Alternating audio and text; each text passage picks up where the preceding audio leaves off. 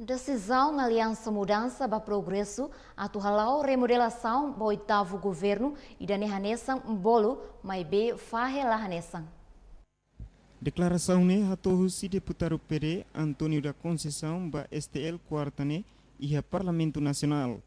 Nyedehan remodelação governo ne questão interna AMP mai bemos tamba atuduru lalais desenvolvimento.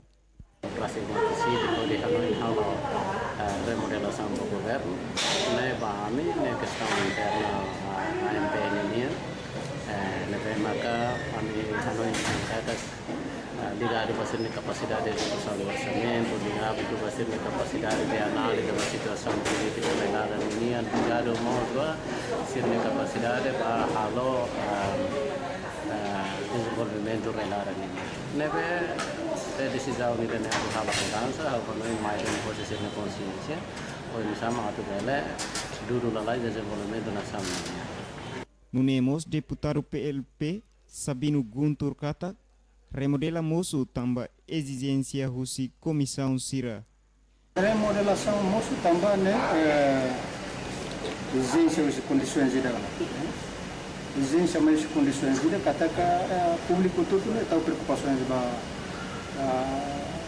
capacidade de execução orçamento, depois olha para uma impasse política, capacidade de ministro Sira, nebe observa diretamente o partido político, o partido político PLP. Durante a rua, a minha observação não precisa remodelar para tu, bela acelerar esse processo de desenvolvimento né. Nyedehan durante tinan rua observa katak precisa duni remodela nune bele acelera lalais processo de desenvolvimento ba povo.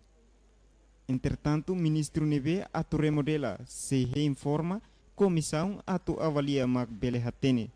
Guilhermina Franco, Maralena Horta, STL News.